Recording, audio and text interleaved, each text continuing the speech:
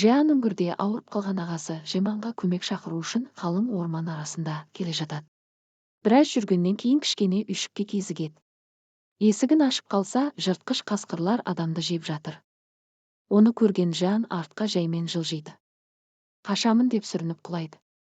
Оны көрген қасқырлар қызға тап береді. Жиан есеңгіреп қалады. Қолына түскен таспен атып ұрады. Біреуі тиіп, біреуі тимей, ақыр соңында жақсылап көздеп тұрып тигізеді. Сол сәтте оқтың дыбысы шығады. Барлық қасқырлар қашып кетеді. Оқты көкесі Жеман атқан екен. Жеман қарындасын шынықтыру мақсатында әдейі орманға келіп өзін ауру етіп көрсеткен екен. Сәлем достар. Бүгін кәрістердің кісі өлтірушілер дүкен атты дорамасының 3 бөлімінің мазмұнын айтатын боламын. Ал бастайық онда. Жиан өздерін қуған дронды ұрып құлатып, Печонменді құтқарып қалады. Сосын екеуі оқ өтпейтін шкафтың есігін паналап сыртқа шығады. Сөйтсе тағы да бір дрон бұларды күтіп тұр екен. Екеуін көре сала оғын жаудыра бастайды. Бірақ дронның онысынан түк шықпағасын. Есікке жарылғыш зат қойып жарып жібереді. Екеуі де ұшып түсіп есеңгіреп отырып қалады. Сыртта көкең Жеманның оқытушысымын деген бойжеткен дрондарды байқап, көлігінен қаруын алып шығады. Үй ішінде дрон екеуін енді нысанаға алып атайын дегенде. Әлгі оқытушымын деген бойжеткен құралын жаңғыртып дрондардың желі жүйесін жояды. Дрондар басқарылмай құлайды. Оны көріп таң қалған екеуі орындарынан тұрып келесі бөлмеге қарай жүреді. Сол кезде Печонменді әлгі бикеш ұрып жығып, оның қолында код бар ма жоқ па тексереді. Сосын Жианды тексереді. Сөйтсек, Жиан жасыл код иесі екен. Яғни алдыңғы бөлімде айтып өткен жасыл коды бар адам ол оператор. Оны өлтіруге болмайды. Ол бөлімдерді көрмеген болсаңыз менің арнамнан көре аласыз. Және де алда қойылатын қызықты кино шолуларды жоғалтып алмас үшін маған тіркеліп алыңыз. Сенің көкең жасыл код иесі еді, Жиан, сен де сондайсың. Мен саған көмекке келдім деп түсіндіріп тұрғанда кенеттен оқ атылады. Оқытушымын деген бойжеткен жарақат алады.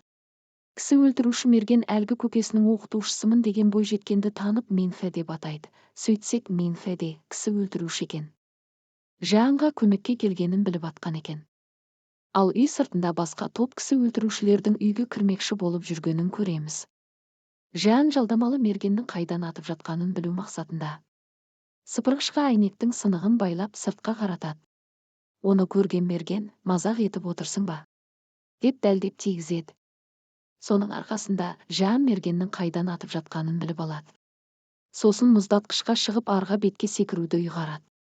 Оны оққа ұшпай ойдағыдай жақсы орындайды. Сосын пистолетті алмақ болғанда оқ атып оны диванның астына кіргізіп жібереді.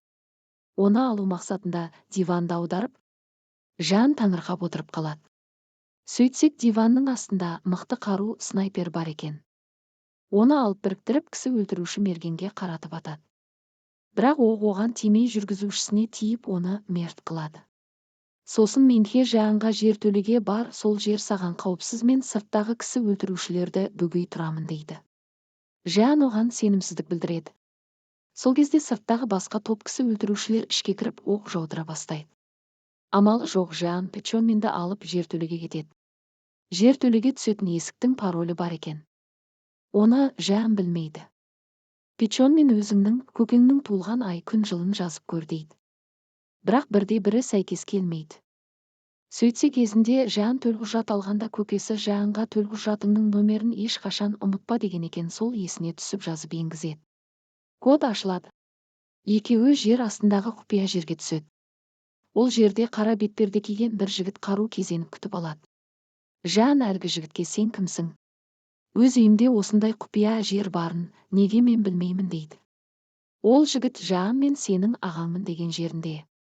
3 бөлім аяқталады. Осы телехикая қызықтырса маған жазылып қоюды ұмытпаңыз, менің арнамды жоғалтып алмас үшін.